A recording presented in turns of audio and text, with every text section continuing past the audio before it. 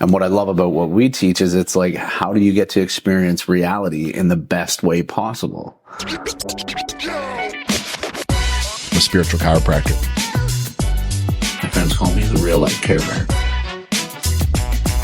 Talk it out.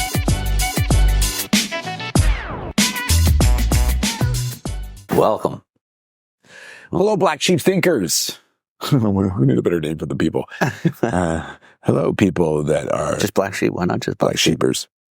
The herd. I always like the herd, H-E-A-R-D, like listening to you. But I do like that. It's corny a bit, but it's true. I do like that. Well, anyways, for those of you who are coming on, Black Sheepers, Black Sheep Thinkers, whatever you want to call yourself. We want to start off by, speaking of Black Sheep, we want to start off by sending some love to a good friend of ours that is dealing with some health stuff at Black Sheep Heritage. He does a lifestyle brand. We've worn some of his clothing before we had our own, and we still love his stuff. Yeah, he's a lifestyle brand and one of the most incredible humans. Yeah, absolute gem of it. And he's family to us, and he's out of Arizona, and we love him very much. No, it is not our other friend from Arizona that we talked about, but we want to send out some love. We also want to send some love really quick to Jen from South Shore Sweets. Jen Cobble, yeah. Yeah, from Napanee. She does incredible work with cookies, and she donated and made us some, I don't know if you can see that very well. I'm trying to get it. It's a Black Sheep thinking cookie. It is not only cute, but absolutely delicious. Yeah, her work is so incredibly talented. Yeah, she really is. Thank you so much, Jen. Yeah, thanks, Jen. We love it. If you have a chance to, check out her Instagram as well. Yeah, South Shore Sweets. Yeah, you go ahead and say it. South Shore Sweets. Tongue twister. Yeah. But even harder to say with the mouthful of cookies. Yeah. And so, but yeah, thanks, Janet. They're amazing. We love Black Sheep stuff. It's so hard to find Black Sheep things. It's true. Ironically, but not, it's hard. It's rare and hard to find. Yeah. It is. Yeah. And so if anyone has anything like that, I love when people give me, I've gotten mittens before from places where they made Black Sheep mittens, Black Sheep wool, which is really cool. And, little figurines and stickers and pins and Christmas ornaments. Yeah, I got that cup, that little Bo Peep cup. Yeah. That was a cool one. Yeah, I love that kind of stuff. Yeah. All the kind of thing that people bring to us that are Black Sheep. So thank you. But let's move into this. Episode number 12. Number 12. Yeah. On success and failure. Yeah, success. And what those are. Yeah, what are they? Let's start off. We don't start at success? Sure. Yeah. Yeah. Yeah. What is success? What is not? Let's start with what is not success. Let's start with what is success. Okay. Because success is having as much stuff as you possibly can. Yes. To make nicest everyone car. like you. Yeah. Yeah. Exactly. Expensive car, nice house. Yes. Yeah. Nice clothes. Yeah. Yeah. Being able most to go followers. Yeah. A lot of followers. Being able to travel the most. Yeah. Travel. Yeah. That's true success. Yeah. We know that's not true. So actually, it's funny because most people we work with, they'll have those kind of things and then feel like I've accomplished something, but I still don't feel successful. Yeah, it's amazing how much we see that. We see people that have all the outside success, but still the inside is not feeling that way. That's not because it's not delivering the feeling. Yeah. As I climbed the mountain of working in other industries and started to be successful, whatever that meant. Yeah. Then I just felt like, the outside changed, yet I don't like the guy. I got to the top of my personal mountain and I thought, this doesn't feel any different than being at the bottom. Yeah. Why? Because I'm the guy climbing the mountain. Yeah. I'm not the mountain itself. Yeah. And I thought that was really challenging, but that led me here, which is great because when I let go of that definition, and now I think success for me is, becoming the truth of who I am, understanding that, watching that play out with the people around me and helping people along the way, not for me, but just being a witness, as we say, or kind of witness happiness, which is such an important part of our principles, witness happiness in ourselves and others. And, doing what I want as often as I can with the people I love and want, same answer, whenever I want. Yeah. That's the ultimate dream, but but it's weird because we always say success. I'm not sure if I told this story here, but I don't think I did. I remember someone when I first started talking about this, and we get this a lot. It's like, do you think your way's the only way? That was asked. And I was like, well, no, of course not. There's many ways for people to find themselves, but we've understood this is the most efficient way. Yeah. And I feel like it's the most applicable to real life. Like a lot of spiritual awakening stuff goes really like woo woo and outside of like they push it into their psyche. Yeah, and it's like pushing reality away, and not experiencing reality is the best way for you to feel spiritually awakened. And what I love about what we teach is it's like, how do you get to experience reality in the best way possible? While you're in this feeling, when you understand this feeling, you get to live from it, then your experience of reality becomes really balanced approach to the experience of reality versus rather than like I need to just right. That's well said, man. I love that. Yeah, perfect. But I remember this thing they said, what's the dream? Yeah, and I think at that point I was like, I was going through this amount of money and this amount of talks. Yep. And then I remember saying, if you would have asked me that a week ago, when I had a different sense of success, now I'd say being on this podcast, so like, oh, stop, Morgan. I'm like, no, because I am doing what I love right now. How is that not success? How is that not living your dream? You can only live success in the moment. You can't live it in the future. And that's the problem with goals. I point far, far away. I attach my worth to it. I get there. It doesn't feel what I hope for. And then I have to set another goal. And then if I don't get it, I think I'm not enough. And that's so success, in my opinion, is really living in the present moment, doing what you love. Yeah. And being with people you love. Yeah, and choosing choosing how you're going to experience it, right? Like getting to choose, realizing that you have the choice on how you experience this life.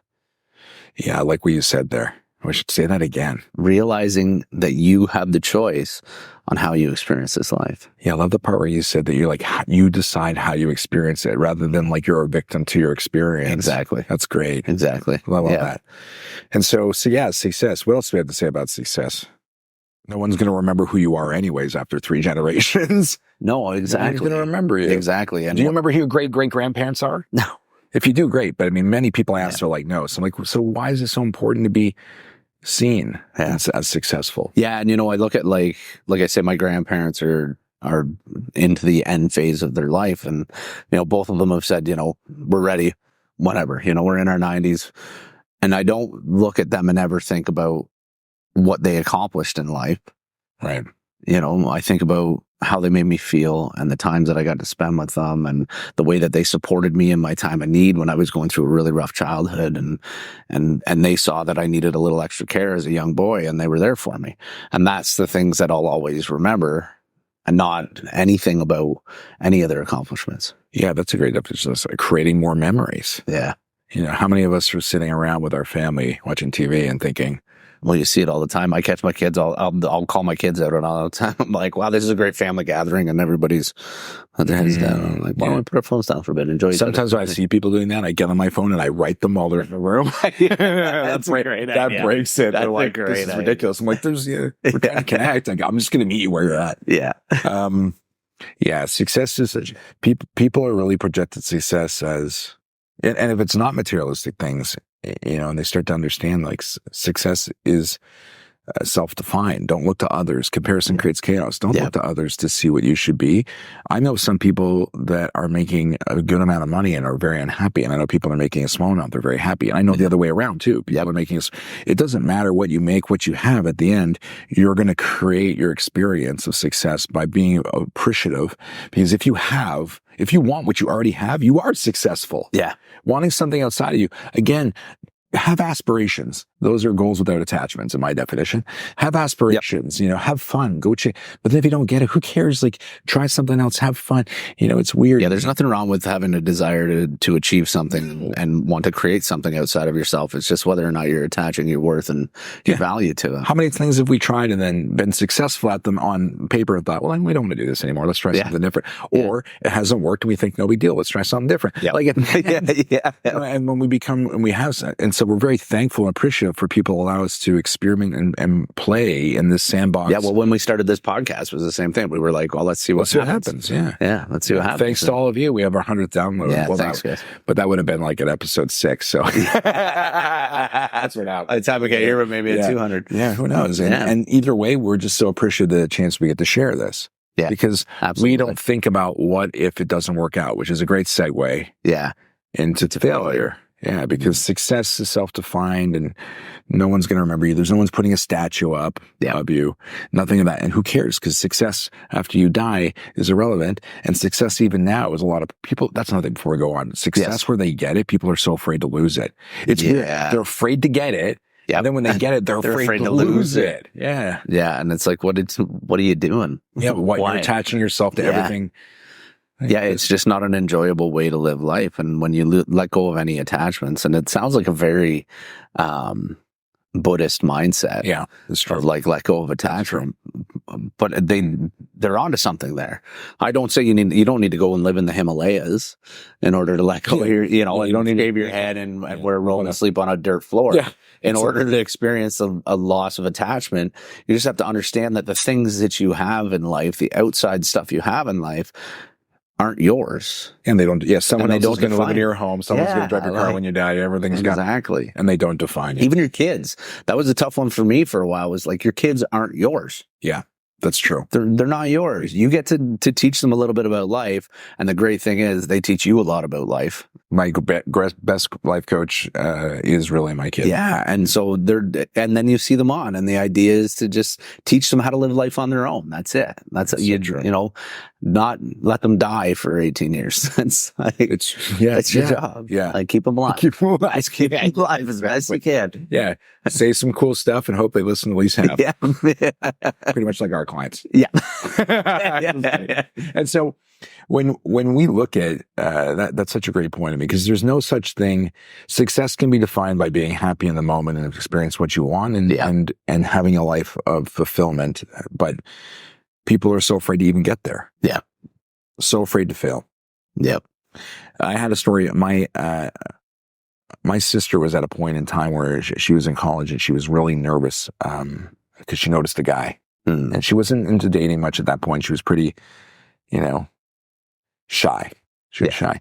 And she saw this guy and she came and she goes, I saw this guy at school and I really like him.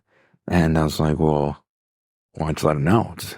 You might not even exist. That would be horrible. I'm like, whoa, what are your odds of getting a date if you don't say anything? She said 0. I'm like, right. So just by asking, you've increased it to 50-50. Yeah. She's like, yeah, but I'm not doing that. I was like, what are you risking? She's like, oh, I can be embarrassed. I'm like, only your identity, only the fact that you think that it matters. Whether it means something about you if he says yes or no. Yeah. Because I remember when I was young, and by the way, she asked and they went out and they ended up dating for a long period of time and she was happy. It was a good relationship for her, or at least a relationship. I mean, I hope she sees it as good. Yeah. But I mean, I remember when I was young, I had this crush on a girl, Stacy, and I was only in grade like 7 or something, and I didn't never say anything. And when my family asked me, like my aunt said, "How did you get so fearless?" I said, "Stacy Bickford." And I said, "Stacy," and he said, "Who's Stacy Bickford?" And I said, "When I was in grade 7, I had a she knows this story, by the way, as adults, and she laughs about it. But I said, I was living out east, and I knew her, and I thought she was sick. She was talking to me, hanging out, and I wanted to ask her out. I mean, whatever that means in grade 7. And I was so nervous, and I just never asked her. And she got posted away, military family. She moved away. And then she came back a year later. They got posted back. Yeah. A chance.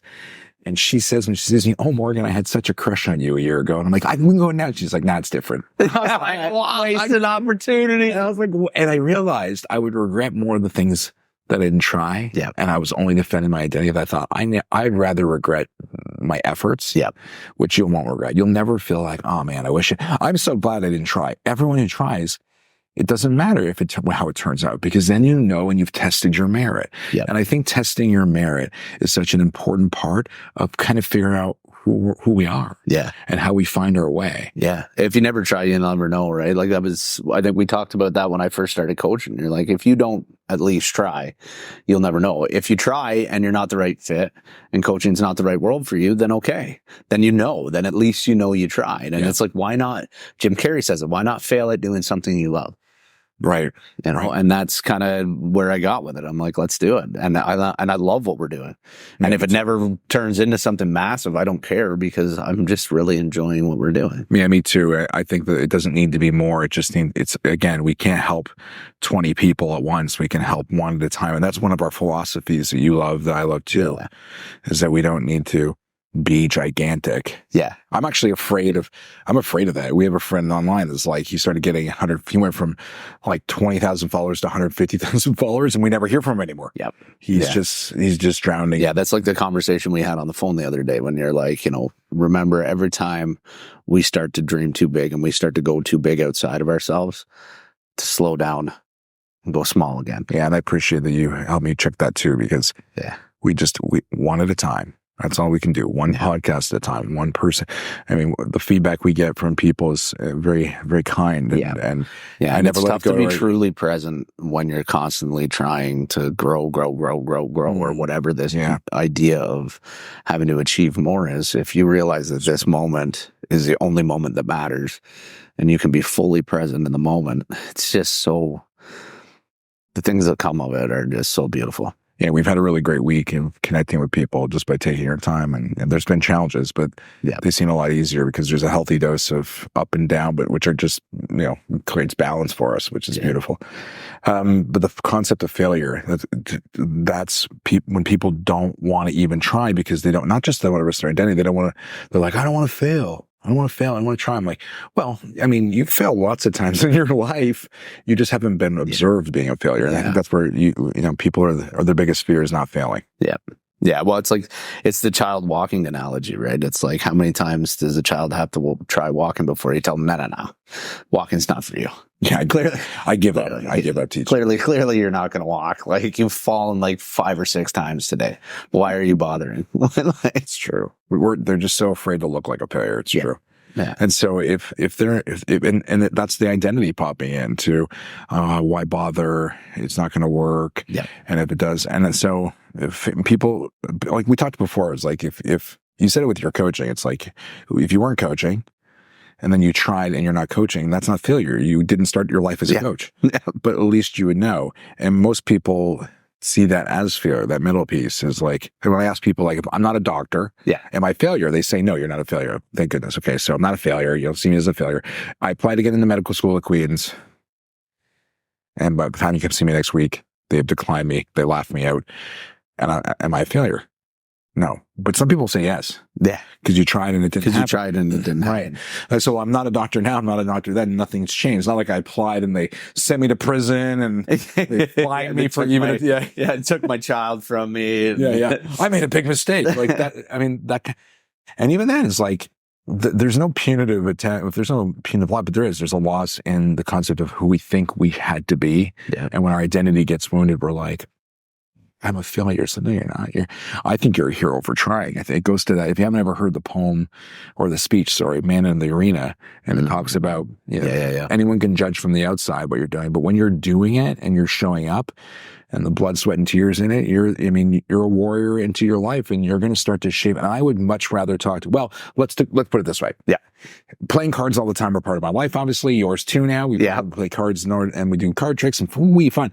But if we had a card castle building competition, but you weren't allowed to make any mistakes and I can make as many mistakes as I want. Yeah. Who is going to build the highest castle? 100% the person who can make the most mistakes in that situation. Yeah, me. And who's going to know more about how not to build a card castle? Definitely you. Me again. Yeah. And so it's like, we know that if we see it not as failing as learning. Yep. Because if we're afraid to fail, we're afraid to grow. If we're afraid to fail, we're afraid to learn. And if we're afraid of looking like a failure, then we're letting other people dictate our lives. Yeah. And the only one that's really going to judge you for perceived failure or the mistakes that you make is you. Yeah. Other people might cast judgment, but their judgment won't mean anything if you don't have that same judgment on yourself. And so when you give yourself the grace to make a mistake, pick yourself up, dust off your bootstraps and keep going, then there's nothing you can't do. Right. Trying to prove yourself to who you think is the world, but you're really just trying to prove yourself to you. Yeah.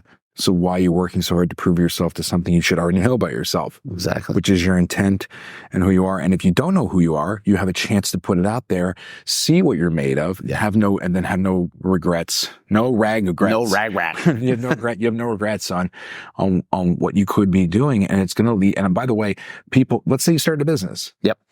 You go and you start a business, say, it doesn't matter what it is, but when you attempt to do something, let's say you wanted to be a doctor, like we talked about before, Yeah. and you fail out. Well, maybe you can work for a medical company. Maybe you could sell medical equipment. Yeah. Maybe you could, or you can shift gears and go a completely different direction. Right. Like when I filed for bankruptcy in my construction business, that to me, I had a really hard time at that time because I saw myself as a failure. It's hard not to when you have to go through all of that financial strain and pain and suffering, and you let people down that are counting on you, and it was really tough. And then I had to shift gears and continue on my life because, well, what's the other option?